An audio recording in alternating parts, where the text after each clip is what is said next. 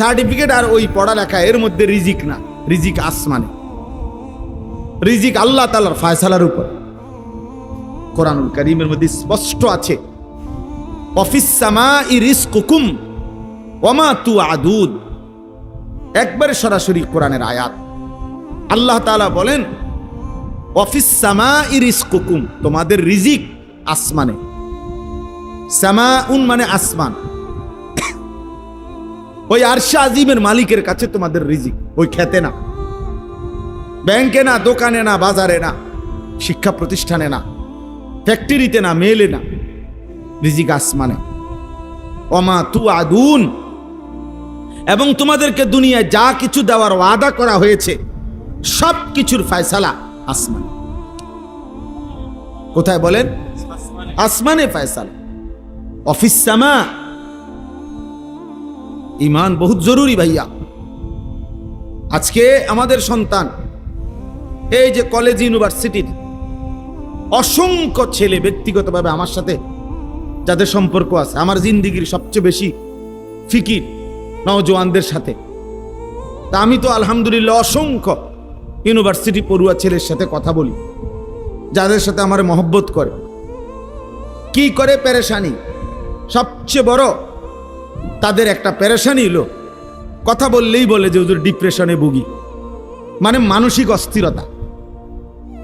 তো কি জন্য অস্থিরতা? একটা ভালো চাকরি হবে কিনা, একটা ভালো চাকরি হবে কিনা, স্টাবলিশড হতে পারবো কিনা, প্রতিষ্ঠিত হতে পারবো কিনা, এই এক টেনশনে, এই টেনশনে, এই সার্টিফিকেট দিয়ে হ্যাঁ প্রতিষ্ঠিত হতে পারবো কিনা। তাইলে তার কলিজার ভিতরে এতগুলো বই বলে পড়াইলো, এতদিন ধরে বুঝাইলো, তারে শিক্ষিত বানাইতেছে, অথচ তার ভিতরে কয়টা ভাত মাছের টেনশন, কয়টা আয় উপার্জনের টেনশন, তার এই সমস্ত 16 বছরের পড়ালেখা করে বাস কইরা একসাথ কইরা এইটার ভিতরে শুধু ভাতের চিন্তা আর তরকারির চিন্তা, আর এখন বিল্ডিং এর চিন্তা, আর এখন বিয়াকরণের চিন্তা, এইটাই তার 16 বছরের পড়ার উপরে ডাইলা দিছে। যে ধর তোর 16 বছরের পড়ার খোলাসা, সারাংশ ভাতের ফিকির, উপার্জনের ফিকির, দুনিয়া সাজাইবার ফিকির, অথচ এক সীমাহীন আখেরাত, সেটা কখন সাজাবে এটা তারে মনে করাই দেয় নাই কেউ, না তার ঘরওয়ালা, না তার প্রতিষ্ঠানওয়ালা, কেউ তারে মনে করায় না।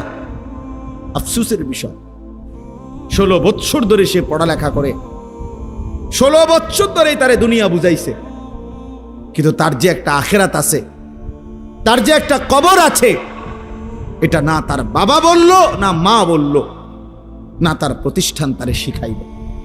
ফলে বাপ মা পরিবার সবাই মিলে তারে দুনিয়ার দুগা ভাত খাওয়ানোর লাইগা তার কান্দে বই তুলে দিছে, কমপক্ষে বহু আইটেমের বহু বই তার কাঁধে তুলে দিছে, কিন্তু অনন্তকালের আখিরাতের জন্য তারে আল্লাহর কোরআন থেকে বঞ্চিত করে দিছে।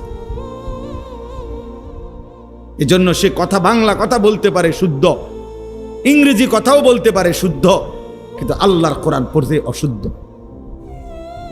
অথচ বাংলা কথা বলে খুব চমৎকার, ইংরেজি শব্দ উচ্চারণ করেও খুব চমৎকার।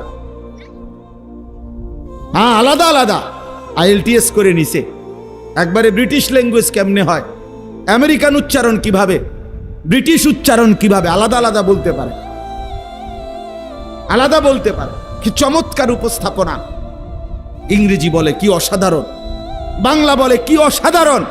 ভাতের জন্য, দুনিয়ার জন্য, দুনিয়ায় একটা সামাজিক অবস্থান নিয়ে থাকবে, একটা বিল্ডিং করবে, একটা গাড়ি হবে, একজন সুন্দরী বিবি হবে, সামাজিকভাবে একটা মান মর্যাদা হবে, এটুকুর জন্য। কিন্তু অনন্তকালের আখেরাতের জন্য, জাহান্নাম থেকে বাঁচবার জন্য, জান্নাতে যাইবার জন্য, কবরের আযাব থেকে মাফ পাওয়ার জন্য তারে আল্লাহর কোরআন একটা লাইন, একটা শব্দ শুদ্ধ পড়তে পারে। অথচ উচ্চ শিক্ষিত, আফসোস, আফসোস।